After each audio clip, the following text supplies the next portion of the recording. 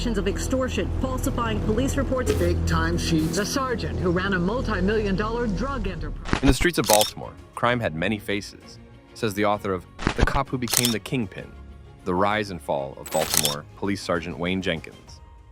Nevertheless, nobody anticipated that the most sleazy among them would be wearing a badge, an introduction to the impossible truth.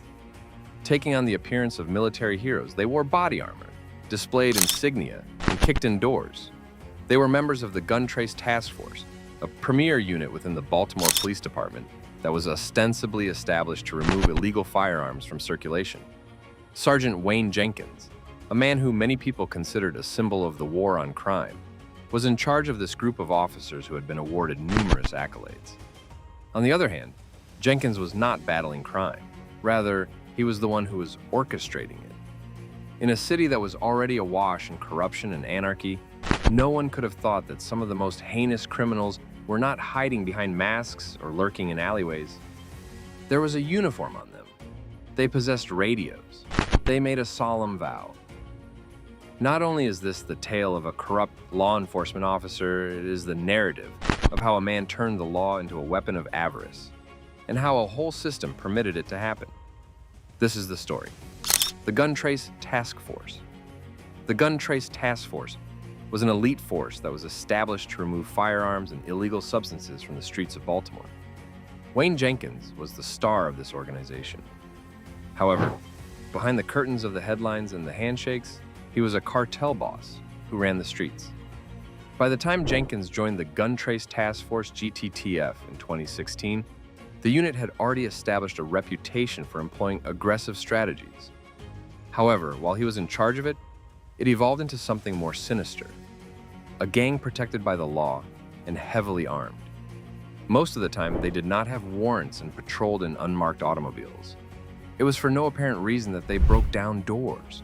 If they discovered cash or narcotics, they did not always record the evidence. Rather, they stole it. His team learned how to do it in a clean manner from Jenkins.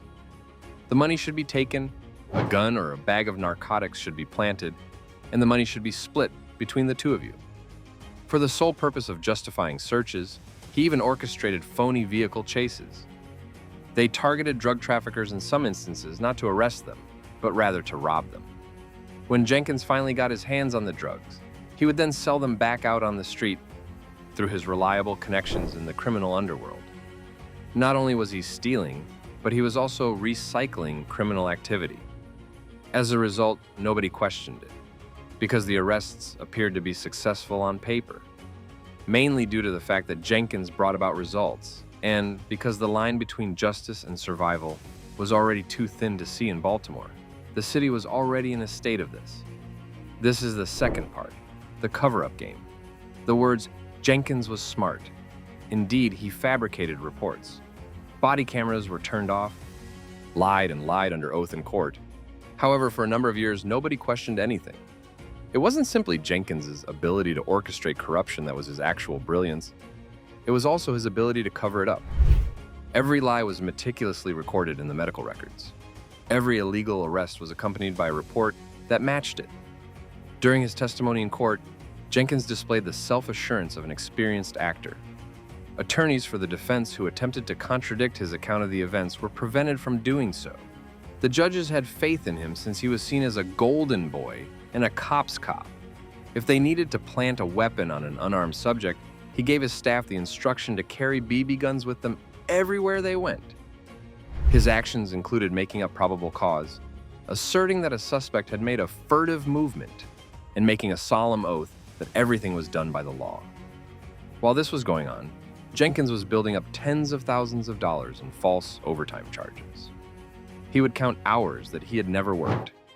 Jenkins would sometimes pretend to be on patrol, while in reality he was either lounging about at home or plotting his next theft. Nevertheless, the department continued to bestow awards upon him. Congratulations are in order.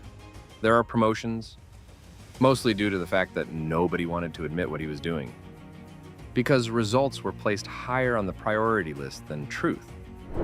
What happened when the line broke? In 2017, the federal government made their arrival. Jenkins, along with 7 other officers, was caught. The demise of his empire was severe. The FBI decided to stop the investigation in March of 2017. Police personnel from the GTTF, including Wayne Jenkins and 7 others, were taken into custody. What are the fees? This includes, among other things, racketeering, robbery, extortion, and the planting of evidence. Nearly incredible were the specifics that were included in the indictment. Those were hardly insignificant offenses. Those were heists that were planned out, robberies committed with firearms, the distribution of illegal drugs. It is extortion. The strategist, the muscle, and the mastermind behind it all was Jenkins, who was at the center of everything. When the gavel was finally brought down, there were no more lies that could be said.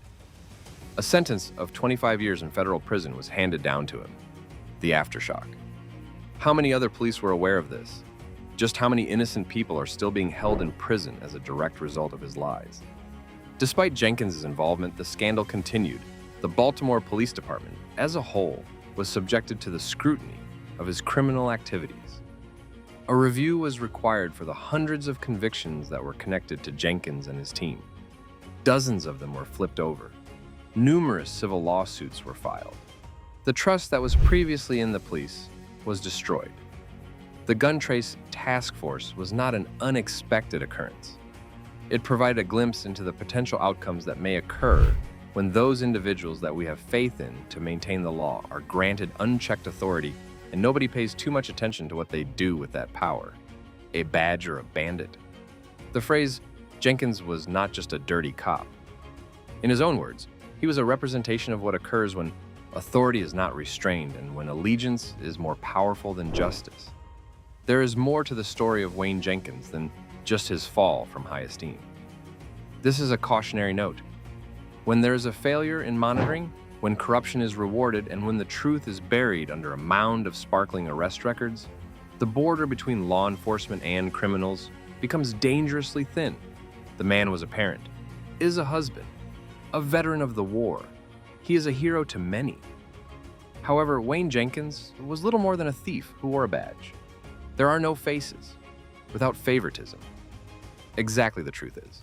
A single criminal act, one police officer from one episode to the next. Please subscribe right away.